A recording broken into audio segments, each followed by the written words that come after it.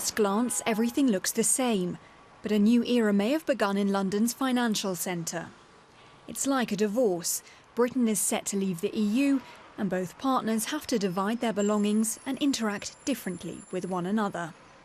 Lawyers like Rob Aird from the London office of Ashurst are providing legal advice.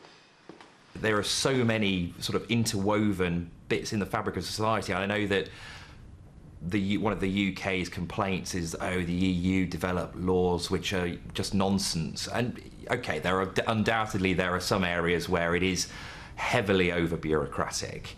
But to actually get a grip on that task is going to take a long time. And I think most commentators seem to think between 5 to 10 years to actually work out. Britain remains a member of the EU for the next 2 years. If it then leaves, new laws would have to take effect, for example in the labour market.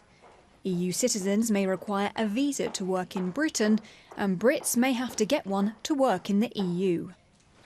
When we get to the end of our membership, as I've already described, then there will be rules put in place around how people can travel between countries.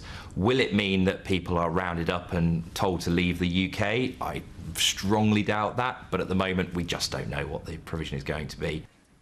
Britain's access to the European single market is another issue up for negotiation. Many companies want easy access, but what would have to be done in return? The Leave campaign promised to stop sending money to Brussels.